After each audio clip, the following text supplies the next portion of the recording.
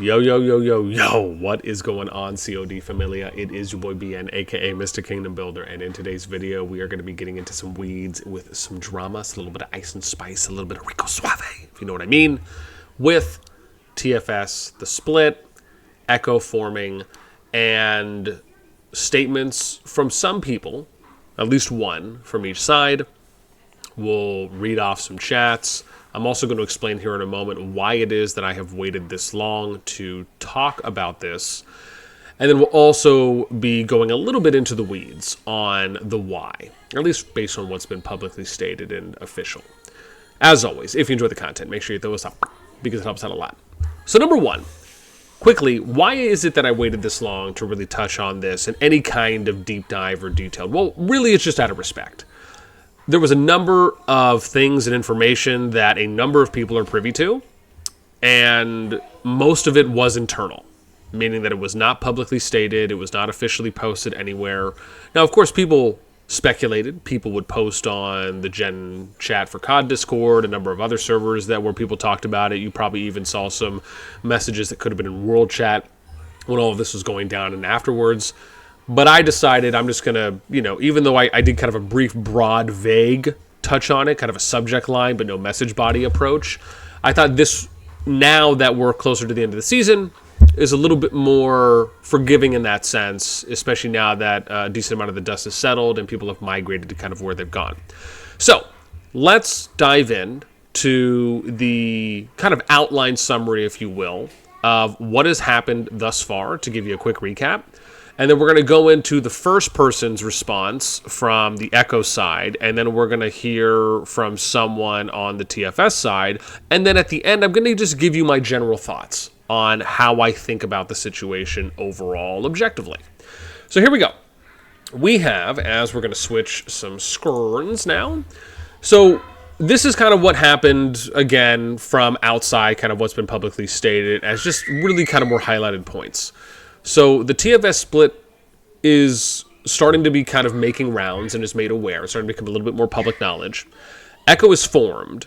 Now, SoD ends up leaving, and then some of the TFS members followed, right, from when the split occurred. And I could have put that as number one, but you kind of get the gist of it. Then we have this JSOD account hack, kind of other login. Something happened there, right? And that was when the whole FS stuff was going down. Now, some people had blamed SoD. Some people had blamed others too as well. This, I feel like, kind of probably just created a further rift, regardless of who was right. And then we end up getting the Jason versus McBoo 1v1, right? Boo won. Jason changed his name for a week to SoD is innocent, right? That was the thing we had briefly touched on. Echo migrates out of 31. And then we kind of get to the big question, which is why did SoD and others leave TFS? Because up to now, there has been no official or public statement by the primary parties involved, right? You can probably hear from secondaries and other sources, but as it pertains to SoD specifically, to Jason, there really has not been any kind of official statement that has been made, right? Now, of course, we could ask our fours, we could ask members on any kind of details that they might be privy to, even though it's probably more so the officers that I would argue are a little bit more in the loop, and that's just generally because they have a little bit more access than a average member does. So now, let's get into some of the starting points. So I had a chance to ask McBoo here, who's been an officer in TFS for a while. And I'm going to start off by giving you a little bit of history for Boo. We're going to go to our first image here, which is a statement from him, and then we're going to touch on a little bit more.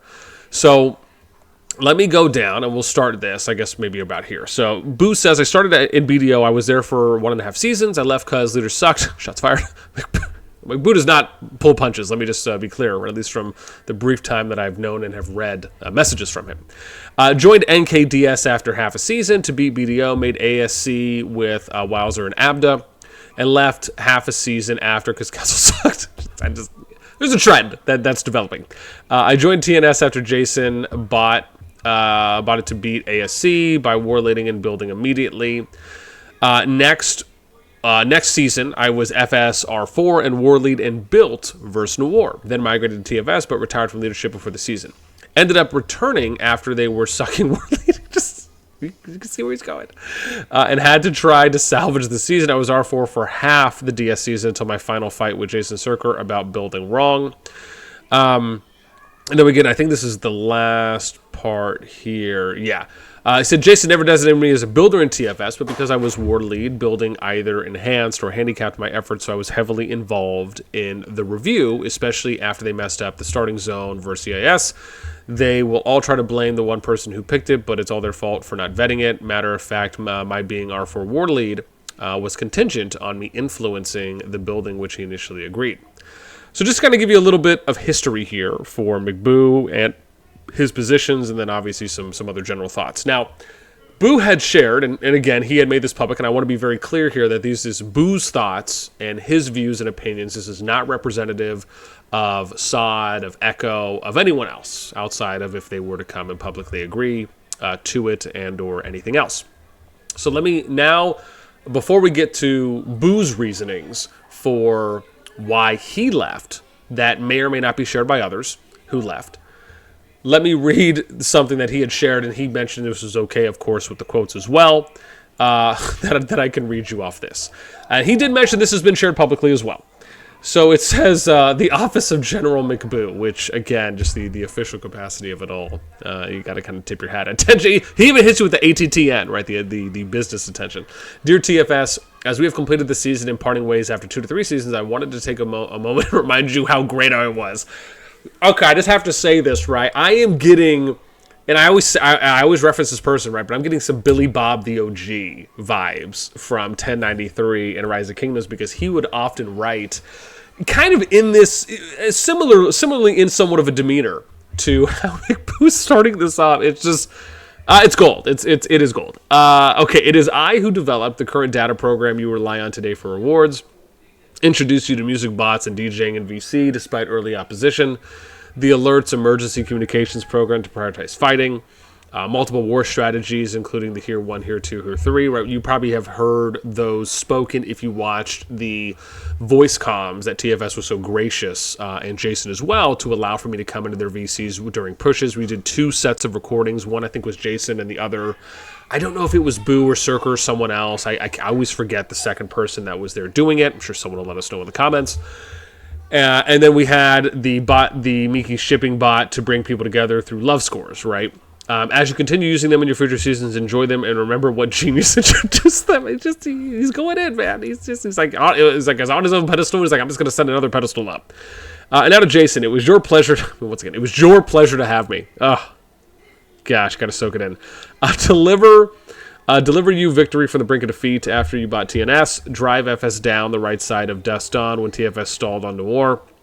Correct past selections for Final Zone versus Noir and Starting Zone and passes this season, while you agreed with me on the latter from the beginning. If I didn't flag the builder's decisions and DS was better, who knows? Deliver you your only victory versus EAS at the Spire the day after your warlead attempt resulted in defeat. Given you many great ideas over time, including Ray Lewis, unconventional usage of your ults, and much, much more. You know, if I wasn't retired during EIS planning, I would have called out that Starting Zone 2, which cost the season, and it would have been another victory. I wish almost everyone all the best. He's consistent. You will miss me. P.S. Suck a lemon, Circa. Farewell, Boo. So, at this point, again, so that was one thing that was shared from Boo. And again, I don't know too much about the specifics there when it pertains to some of the details that was mentioned. Again, those are his his views and thoughts that he shared based on something that was public that I at least wanted to provide for some context, regardless if you are in TFS, we're in TFS, if you agree or disagree with that, just to kind of show at least someone's position who had benefited and factored, and some of the things that were mentioned in that I had seen for myself as far as implementations based on what I had access to. And now let's get into the summary, and then we're going to hear from the TFS side. So, to summarize, and this is nice because for me this is kind of... in a moment. He said, to summarize, I was a TFS R4, including FAM, for 4 seasons with some time in each season, but with retirement and resignations early or mid-seasons, it was 2.25 of 4 full-time R4 positions, right? Just give you a quick summary on his overall history. And now he talks about his reasons for leaving, right? And again, these are for Boo, not to be extended to others, right, unless they, publicly say so. So he says, hey, BN, my reasons for leaving are quite different than anyone else. It's for incompetence in TFS leadership, poor planning, and a propensity to avoid and hate cross-functional scrutiny and vetting. I was going to leave even before SoD because I was convinced they could never win a fight versus an equal power and activity opponent. I'm not going to talk about it in VC, but you can use my statement if you want. So this is, I will say this is nice to hear on the grounds of that. Evelyn, go out, please. On the grounds of that, we haven't really heard anything public yet. And that is about actually hearing a point or a view or a reason for why things happened. And again, this is from one person's POV. Of course, if you go through COD Gen Chat, you could probably find some things that have been loosely echoed or loosely said from others, right? Again, regardless if you agree or disagree with those. But I think the two things that stand out, right, he mentions is the incompetence in TFS leadership. But what does that exactly mean? Keep in mind, these are broad, vague statements. These are not specifics. And again, this is kind of the extent of what Boo was able to provide and willing to provide at the moment, which again is each person's prerogative. I just want to be clear on that even though this is his views and POV, sadly, it doesn't go into enough specifics. And this isn't Boo's fault at all. I'm just simply covering both sides of it objectively, is that eventually if something comes out that says, oh, hey, this is exactly what it was, or this was, or not to say this is exactly what it was, but maybe this was a pain point, right? To say, well, this was something that happened, and we just fell on two different sides of the fence when we agreed or disagreed. And that's fine, right? That would be nice to speak about. I would love to know what the details are there for what those pain points were, and then kind of talk about the pros and cons or both sides of it. That I think is completely fine to do, where it doesn't turn into like, oh, well, this person's completely right or this person's completely wrong. You could speak to these things in a neutral and objective way. And then he mentioned the poor planning and prosperity to avoid and hate cross-functional scrutiny and vetting. This, to me, kind of almost sounds like it's alluding to just kind of fairness and being objective in how you look at things when you are trying to align things universally, if that's standards or expectations or quotas that you're trying to meet or thresholds to meet. And the same thing with vetting, right? So this kind of speaks to like just treating everything fairly. That's at least how I'm interpreting it. But again, right, there's no specifics. So, like, to me, that would be nice to be able to hear that at some point. And it's not, I say that all from coming from the position of, when I read things and I look at things like this and I cover these kinds of drama things, if you will, you all know that I very much like to speak to the educational sides of these things. Like, what can we take away from them? What can we learn from them going forward? So that way other alliances who may come across similar situations like this can maybe have some reference points or can have some takeaways to say, oh, well, I remember something like this that happened. Maybe we can try going a different route, or maybe we should try doing this first before we kind of get to this, right? Or let's go through A, B, C, D before we get to Z immediately. So before we get into Jason's side, which we did actually hear from Jason, actually, no, I think we can go right into his side because it's his side and then we'll do the image. So Jason had provided me with some information, and I guess we'll kind of start here on the top part. So Jason says, the reason myself and the R4s don't understand fully is that SoD said it had something to do with leadership. And again, as Boo alluded to above. So at least that part's confirmed. But as he was my right hand and number two, which again, most of us knew who are at least privy to the TFS situation, we aren't understanding the reasoning, the formation of Echo. All we can say is we wish them nothing but luck and hope the best for them and their gameplay, and they find what they have been missing while being here in TFS.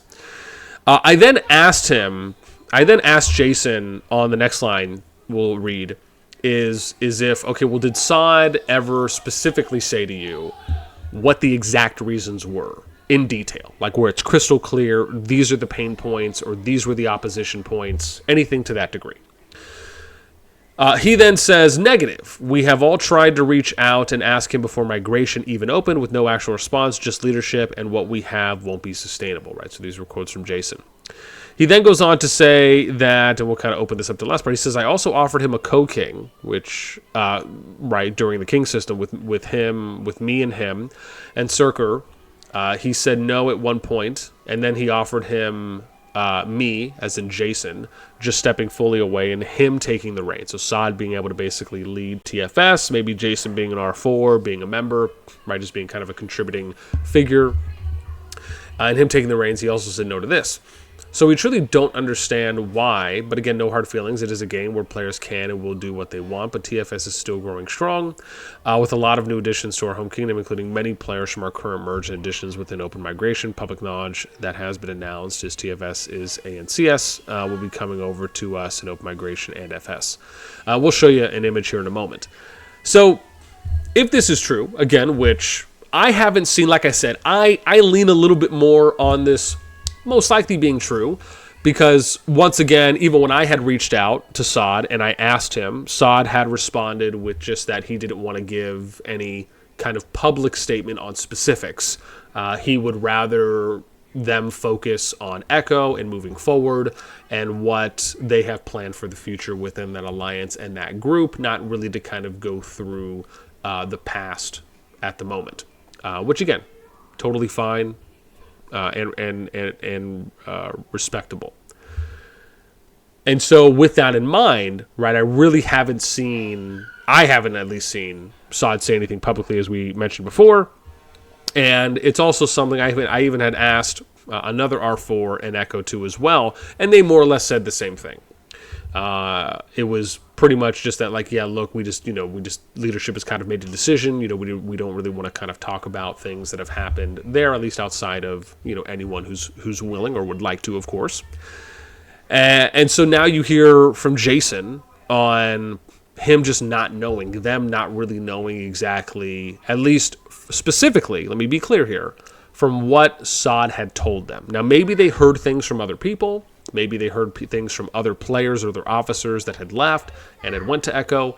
But again, I'm only commenting on what Jason has said as it relates to what SoD specifically has told him based on what Jason has mentioned, just not being told or not being looped in or being given clear reasons, if you will, right? If that is true, obviously SoD would have to corroborate that or screenshots would have to be shown at some point. But I think given everything that we know right now, that's why I'm leaning a little bit more on the side of that, well, it seems, at least at face value, that SoD probably didn't send anything or give crystal clear reasonings or pain points on why. And so, my thoughts there, and maybe we'll talk about this in a moment. Let's read the next image, and then I'm going to give you some of my thoughts here at the end. So the last one is one that Jason had shared, and this is just a screenshot that he had mentioned about the TFS update. He just mentioned that you all know migration is coming very, very soon. Leadership has been busting their arses to make sure that our kingdom stays on top, remains competitive, strong, continues to be the best we can beat. We do have some news for you all in the TFS home kingdom. As we all know, for a very long time, main group's coming to us as our sister alliance from a different server, FS. On top of that group, we just came to an arrangement and confirmed that another huge group is coming. Some of you may know this group and might have a lot of friends in it. Ancients is coming to TFS, so that's pretty big. I want all of you to give a warm welcome to the players who will be coming over. They will be joining the Discord shortly and being rolled as migration role. They will have access. Also, everyone show some love to Calypso for getting this rolling. As we know, Callie was an ANCS day one and has been with us for a year now. And huge thanks to all the R4s who joined me in these talks. Again, this is all contingent to the devs not having with us. So we are expecting to get FS and Ancients both in here in respect to Ancients and the name they have, and to show unity. One of the alliances within our home kingdom will be named the Ancients Freak Show. Okay. So now we get to kind of my final thoughts on the situation. So I think, like with anything, open communication is the most important. It cannot be understated how valuable having, and you hear me say this often when we talk about soft skills, right? The ability to communicate with one another in an effective and efficient and fluid and open way. Soft skills in today's day and age are so vital. I would argue almost as much as hard skills, if not more, in certain situations. And the challenge is that not a lot of us have been put into situations where we are able to practice, to develop, and to improve our soft skills. Because oftentimes, well, I would say, I don't know if I say oftentimes, but sometimes in situations like these, where you're either kind of butting heads or you find yourself on opposite sides, that is really where those that truly have good soft skills can shine, can come to light. And you can really see the experience gaps in those with and without soft skills. Now, that, of course, also hints on people wanting to sit there and have a conversation. I think the challenge with this is that on one side I view it as, okay, well, everything that it's pointing to right now from what we've heard is that there really wasn't an honest sit-down and conversation that happened, where everything was just kind of put on the table. Like, we went all in, chips are all out there, and okay, and now let's kind of sift through the mud, if you will. And if that happened, then that sucks, because that means that there really was never a real effort put in to address what any of the pain points were. And then on the other side, there was never an opportunity for those pain points to be addressed or to be resolved or to be solved at all. So on this one side of the spectrum, you have really accountability on both sides if you're looking at SoD and Jason, which is, okay, well, if SoD didn't actually say anything and wasn't specific or crystal clear in what those pain points were, what those hurdles or objectives were to overcome, then Jason would have never had the opportunity to respond in kind by either addressing them, talking them through, coming to some kind of compromise, etc. And then on the other side, this hand. On the other side of it is that, well, what happened if SoD did specifically say those things to Jason and he laid everything out and it was just, Jason didn't agree, he didn't think that those were things, and then we get the response from him that we did, which is that, okay, well, SoD never told me anything, right? Now, again, that is, of course, with the asterisk that I'm sure both sides probably heard things from other people. But again, we're focused on the two main individuals here, which is SoD and Jason. And so it's rough, right? Because, at one point, is it from, if that's true, and from SoD's point, and from SoD's view, is it, okay, well, I didn't say anything, right? If we're just kind of going on the theory lane here, did I not say anything because I just felt that nothing was going to be changed anyways? Did I not say anything because he just felt it was pointless, nothing was going to come of it? But I think, like with anything, again, going down this one path, is that I'm always a fan of due diligence, right? If you can say confidently that you did everything possible within your power, within your capabilities, and you put everything out there, and then it was still a no, then at least you can feel relieved and a weight off your shoulders because you did exhaust. You did full due diligence on everything. On the other side of the theory lane, maybe he did do everything. Or better yet, maybe he did everything before this time, right? Maybe this was just one time of many, where maybe he sat down with Jason. Maybe he had conversations before this in previous seasons or earlier, right? Prior to all of this culminating and exploding essentially in the split. And maybe nothing came of those. So, again, there is a number of unknowns here. And for me, I would love if there is at any point an opportunity, as I've reached out to SoD, I've reached out to Jason and a few other people. I would almost love if it's like, okay, hey, I'd like to just know exactly what the reasons were, right? What were the pain points for the split? And then, we could actually sit down and have a conversation on okay, well, what are the pros and cons there of doing it this way or doing it that way, or, what was agreed or not not agreed to.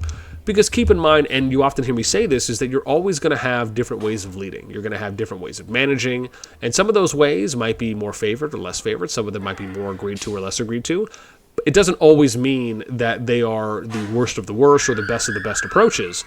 Because oftentimes you can argue that there kind of is like this passive confirmation bias, which is based on the amount of people that will actually stay and keep playing versus those that will leave. Now, I'm very much of a believer that there are certain common denominators that we look at as it pertains to leading that you can see consistently have a higher percentage chance of succeeding and allowing for longer term sustainability versus those that probably aren't the most favored and usually will have a higher percentage of player drop off or people leaving or complaining or issues arising. So again, even though we don't have all the specifics, I thought it would be nice to at least cover this in some areas broadly and in some areas in a little bit more detail while being able to hear from some people involved. And yeah, would love to know what you guys think. If you're a little bit more familiar or if you have other angles that you're able to touch on. Again, I'm not touching on everything specifically because, again, I'd like for some of these things to be either publicly acknowledged or if I'm given permission to touch on them, that's different. But I'd love to hear from any of you who are comfortable and confident enough to speak on anything publicly, because to me, I just think it would be fascinating to be able to touch on any of those points and kind of have a nice back and forth dialogue about, you know, both sides of the fence, right, for any of those challenges, if you will. That's going to do it for me. I hope you guys enjoyed this one. As always, until next time, I'll catch you later.